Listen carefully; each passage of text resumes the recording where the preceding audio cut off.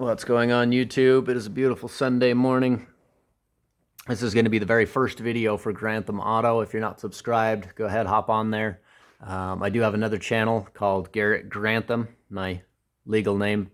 Got a ton of other videos on there. This channel is primarily going to be maintenance and repairs that we are doing with the business. So, high mileage vehicles, what you need to be aware of when either purchasing or getting your vehicle to get higher mileage out of it to continue to use it versus having to trade it in and spend a fortune to buy a brand new vehicle. So a couple things you need to be aware of.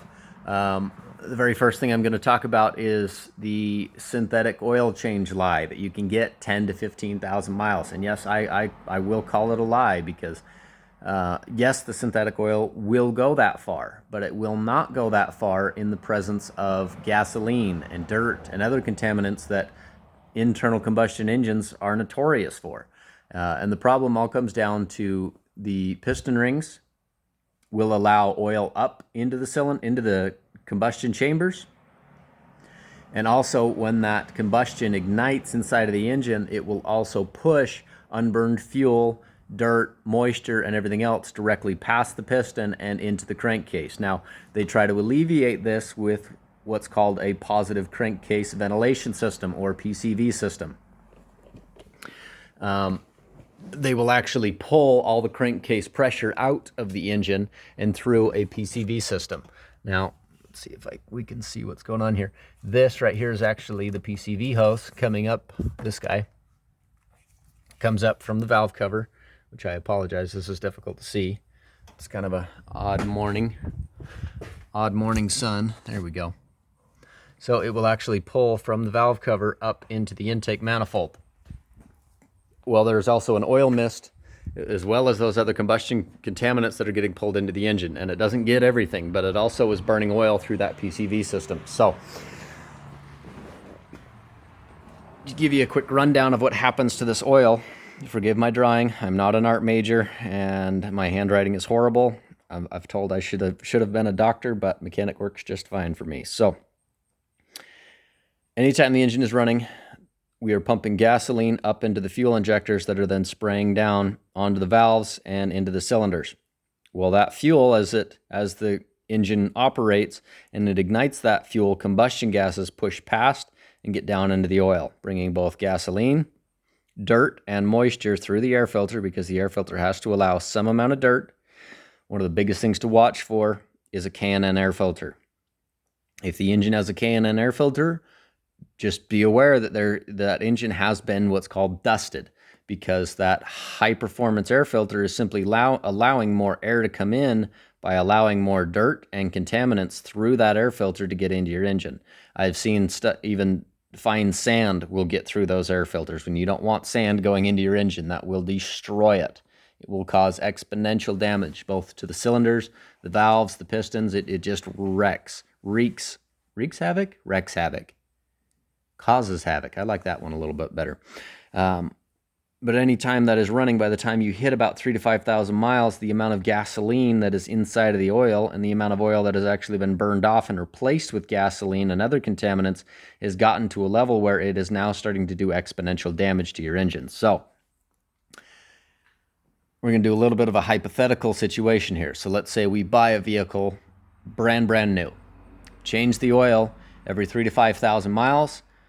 The chances of you getting all the way up there to a 400, 500,000, or even a 1,000,000 mile motor are a lot better. Whereas if you don't change that oil for every 10 to 15,000 miles, you're going to be lucky to get 100,000 miles out of that engine before it is junk, before it seizes up. So the biggest thing is maintenance and knowing what to look for when you're buying a higher mileage vehicle. Now, if the vehicle you have is one you haven't bought this, you bought it brand new, and you've kept up on the maintenance, you have a lot better chance. Now, if you've been changing the oil every 10 to 15,000 miles and you've now got 100,000 miles on it, I would not recommend changing to a 3,000 mile oil change. That engine it's done enough exponential damage that there's no reason to continue to improve your maintenance at that point, because the damage is already done. If you can find an engine or an older vehicle that somebody has taken care of and they have receipts, they can prove the maintenance on it, you're in a lot better boat of getting a lot more miles out of that engine. Now, this particular Suburban of mine, the work truck, you might have seen it in some of my other videos on Garrett Grantham on YouTube. This one's got over 308,000 miles, still running like a champ. In fact, it runs not quite like it was brand new, but it's still making incredible power, still getting good fuel economy, transmission's still doing excellent, but 308,000 miles on this. And that all comes down because it's been maintained, it's been taken care of. If you look back on some of my videos on Garrett Grantham, you will see we had the valve covers off on this one. The internals look incredible on this one, 300,000 miles, and it's spotless. And in comparison, I have also seen these Chevy Vortec engines come in to shops that I've worked on with less than 100,000 miles, where I have pulled valve covers and the entire inside of the valve cover is completely sludged up. The rocker arms, the push rods, the valve springs, everything is just covered in just a thick, thick, thick, gooey layer of sludge. And it's all because they haven't been changing the oil. Those engines don't typically live long. Typically, when I see that, it's not very much longer. They're coming in to replace the engine. It's coming in with rod knock, or the engine's locked up entirely. 3,000 to 5,000 miles is all you're going to get out of oil, whether it's conventional or it's synthetic. I don't care. It all has to do with the gasoline and the other contaminants getting past your air filter into the engine. So, things that you need to watch for when you're going to purchase a higher mileage vehicle. And now I say higher mileage, anything over about 50, 60,000 miles, you need to be paying specific attention to this. Now, be aware that there are specific scams that dealerships, shops, and individuals can do to try to hide these, but this is going to be one of your biggest indicators. So first thing you want to do is pull the dipstick. Okay, what you're looking for is heavy built up carbon. You'll notice this dipstick is actually fairly clean. Okay, you'll notice down here we have a little bit of sludge, but for 300,000 miles, I'm not too worried about that at all. The rest of the dipstick is fairly clean, nice clean engine oil on the bottom of the dipstick. That is the first thing you need to check. Second, you need to pull the oil cap on the engine. Take a look inside, you will notice there is a little bit of sludge, but that is normal, and that just happens to be with where this is sitting. It doesn't get much lubrication, and so carbon has a lot higher chance of sticking to a place like that. Now, the next thing we're going to do is actually, now not every engine will allow you to, but a lot of engines will allow you to see down inside of it. So without having to pull a valve cover on a test drive, you know, you showed up to someone's house to buy a vehicle and pull in a valve cover, look down inside of the oil cap. Now we'll see if we can get the right angle, but you can see down in there, that's the rocker arm. You'll notice that there is no sludge down in there. And if we rotate over here, we can actually see the head of that bolt. See how nice and shiny? Look, we can still see the head stamping. We can see that that's a grade 10 bolt. But that's incredibly clean down in here. Now the inside of this plastic, not so much, but down inside of the actual engine, that is spotless. 300,000 miles on this engine and it's still that clean. Somebody's been taking care of this. That is a very, very, very good sign, and a lot of the reason why I ended up buying this. Ended up pulling the valve covers, as I mentioned before, and the inside of this engine is fairly spotless. It's incredibly clean down in there. Almost looks like a brand new engine fresh off the assembly line. But that's what you want to look for. That's what you want to see. You see that, you're typically going to be in a lot better place. Now, where can they hide this kind of stuff?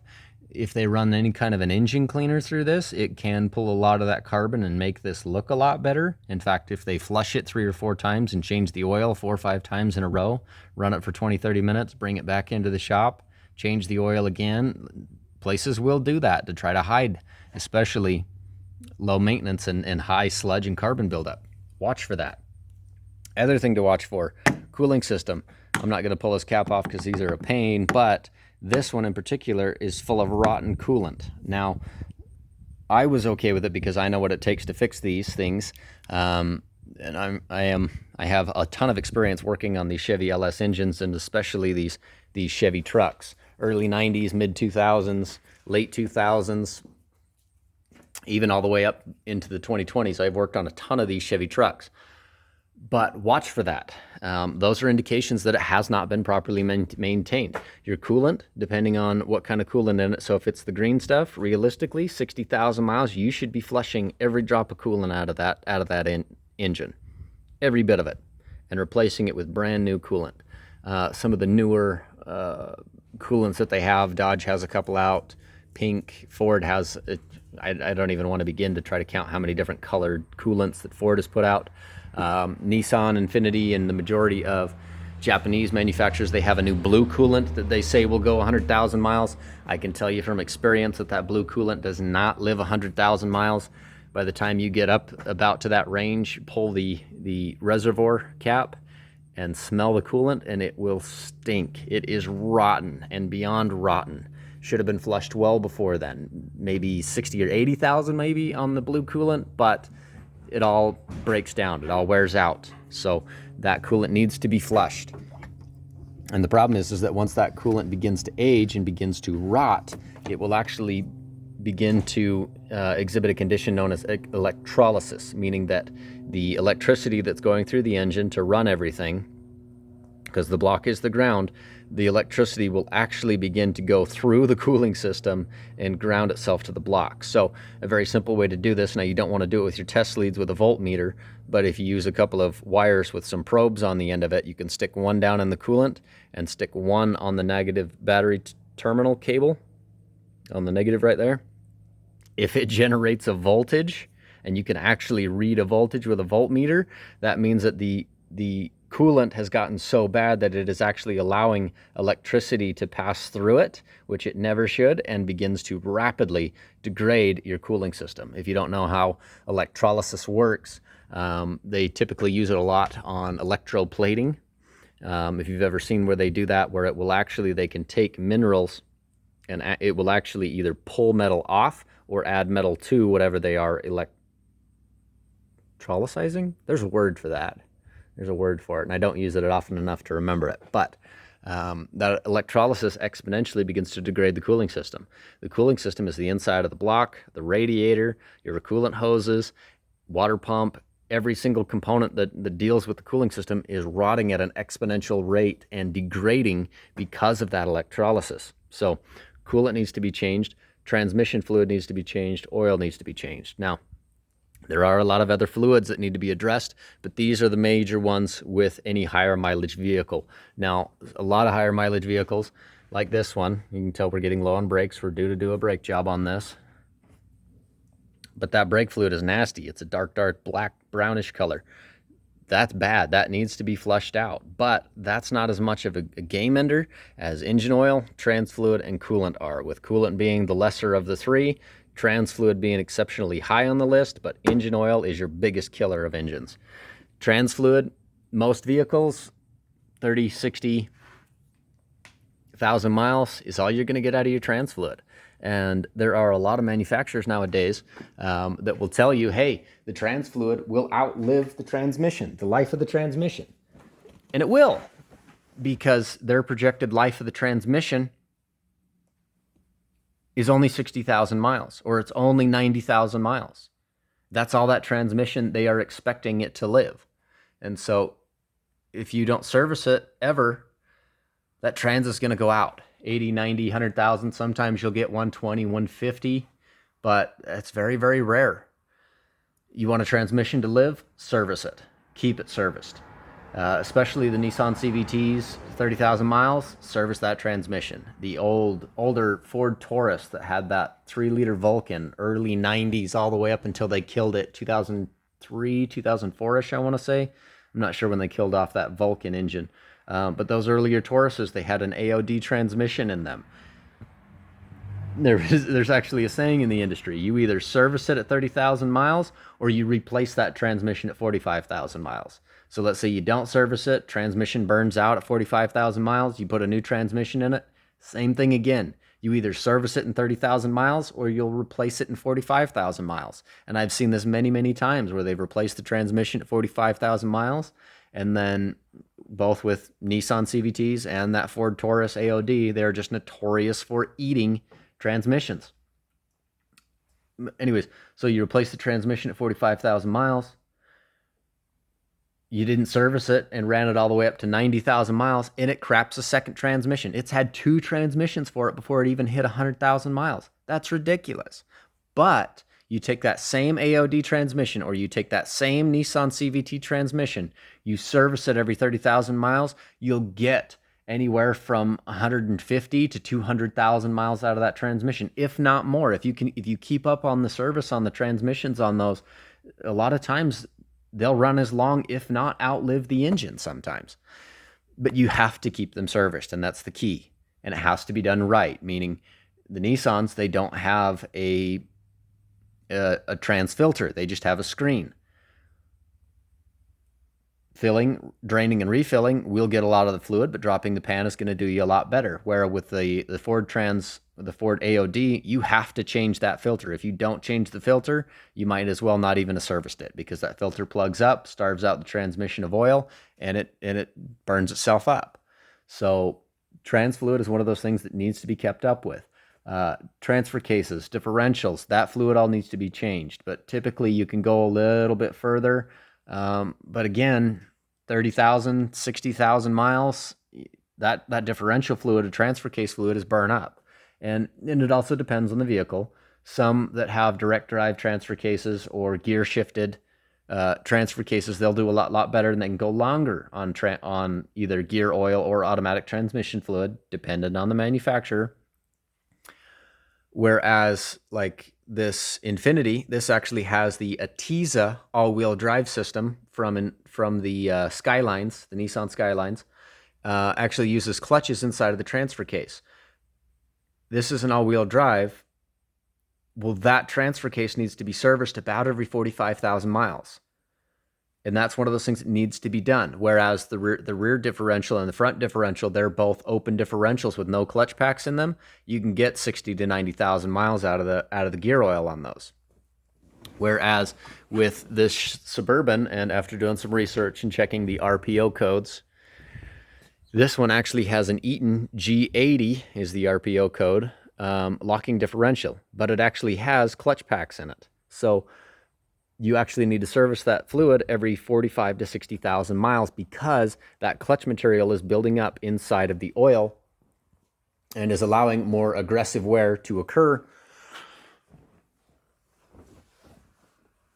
because of that clutch material that is in the oil. So if you can keep up on the minor maintenance stuff, and I call it minor because typically it's not all that expensive. Every now and again, like this one actually takes, I think it's just Matic J trans fluid, or it's Matic K, I forget, don't quote me on that, for the transfer case, so it's not all that expensive. Whereas this GM, with its automatic transfer case that it has in it, which if you have one of these, keep it shifted in two-wheel drive, do not ever go to all-wheel drive. Go to 4 high if you need it, or 2 high. That's it. You don't ever want to go into the all-wheel drive setting, because if you hit the all-wheel drive, then that transfer case, every time you go around a corner, is going to engage the clutch and disengage and engage and disengage and engage and disengage. Now, you might say, hey, well, that's actually the very similar system to what the Atiza transfer case system does. Well, Nissan did it a lot better than GM tried to, because this is one of their first attempts at it. Did not go very well, and I do feel bad for you if you have the same automatic shifting transfer case that I have, or the all-wheel drive transfer case, because they are notorious for crapping the bed. In fact, mine's got an intermittent clunk on acceleration and deceleration. I know it's on its way, but it's not there yet. Fluid still looks good, no massive chunks. But what I'm getting at is the AutoTrack 2 fluid that this transfer case requires is somewhere between 20 and 50 bucks a quart, depending on where you get it from. It takes either, I think it's 2 to 4 quarts of it. That's ridiculous. That is absolutely just egregious to pay that kind of money for the fluid. The newer Titans, they also have a very, very expensive fluid. Now I got to remember what that one was called. Used it all the time, and every time I ended up having to use it, I always dreaded it and kind of cringed, because I knew the customer was going to backlash when we said, oh, hey, by the way, it was $200 in fluid to service your transfer case and your transmission, and it was never good. But at least they were taking care of it. They absolutely took them through the cleaners on the fluid. And it's not just Nissan. GM does the same thing. Ford uses their own specific fluids that they think they can charge $1 million for. It is nothing necessarily manufacturer specific in any way, shape, or form. That's just the industry and how these crooks like to operate. So, but biggest thing is maintenance. Stick your head underneath of it. The less oil leaks that there are, the better. The less repairs that it's going to require. However, oil kind of goes both ways, because higher mileage vehicle, especially Midwestern states or salt belt states, they're going to rot a lot faster, where this one's got 300,000 miles, has absolutely zero rust on the body or anything critical. I mean, the typical places that it will rust, the frame, differentials, axles, drive shafts, hoop, exhaust, that's all normal. Nothing to be worried about at all. But the body is completely intact on this, where if this were a 300,000 mile unit from Iowa or New York or any of those Midwestern Rust Belt states or Eastern states on the coast that just get pounded with snow and they use a ton of salt on the roads, they're going to rot away way faster. So when you run into vehicles like that, or you're shopping in that area, or the vehicle may have come out of that area, you need to be checking for that high corrosion. You don't want, and you'll literally see it. You'll literally see, trucks where they'll go to pick it up on a hoist and the whole frame will literally break in half because of the amount of corrosion that has occurred. But maintenance wise, keep up on the oil changes. If they haven't been done, just expect to run into problems. Now with this one in particular, the Suburban, yes, it might be a 300,000 mile unit, but I trust it. Now, it has had a number of transmissions under it. How many, I don't know. The lady that I purchased this from, she didn't know how many transmissions it's had under there. But sticking my head under there, I could tell that the entire case had been repainted at some point, which typically tells me that it's a rebuild, and not a GM genuine rebuild, but like an AutoZone or any of a number of different people that may have rebuilt that transmission. It is not original, and it is not factory genuine. But after driving it, feeling the way it shifts, checking the condition of the trans fluid, still nice and red and clean, I green lighted it. And so far, this has been an incredible rig. I think I've got about 1,000 or 2,000 miles out of this so far. I have prematurely replaced a couple of parts, stuff that was wearing, but it's been an incredible rig. And the biggest thing with these is that when it comes to, having to repair stuff like this, is that the price of repairing this is going to be exponentially cheaper than repairing something like this, where this is a lot newer. They're still charging an arm and a leg for the parts for this. This is going to be a lot more expensive to repair something. So like a rear differential, something you're not going to find in a junkyard, that can run you anywhere from $2,500 all the way up to $5,000 for a differential in this. Whereas this Suburban, I can go to the junkyard and pick up any differential I want, so long as it has the right gear ratio in it. I can pick up and even, find a Chevy Suburban that has that exact same G80 rear differential in it. I can get that for $150. And the mileage doesn't matter, so long as the fluid in it is somewhat clean and it's not full of metal bits. I know that I can use it and get a differential for this, $150. Transmission, same thing. I can get a used one for $150, $230. Engines, now they'll run you a little bit more because it is the LS, but if you get into the right junkyards, $300, $400, $500 for a motor, that's dirt cheap. Because if you were to try to go buy that from GM, you're anywhere from 6,000 to 12,000 miles to buy one of these Vortec engines brand new. But I can get a replacement for $500. And of course, I'm doing the labor to repair it, which is going to make me a little bit different than most of you, but they're fixable and cheaply repairable. And in my opinion, these are a lot more reliable than, these newer cars could ever dream of being. And I won't get into light bulb theory or any of the other, they build them to break theories, which if you doubt any of those theories, all you simply have to do is look at your friendly neighborhood mechanic, and they'll tell you, these if these didn't break, I wouldn't have a job. I would not have one. These would just run forever, and you'd occasionally take it into some lube shop and they change the oil, change your tires out, and then you're back on the road and you never have problems with these things ever. And they can very well engineer them that way, but that puts. This is why I didn't want to go into light bulb theory. Now we're going on into tangents here. But anyways, it can be done. Change your oil. Check the condition of the inside of the engine. Check the transmission fluid before trying to purchase something like this. Have an excellent day, you guys. Any questions? Feel free to drop them in the comments.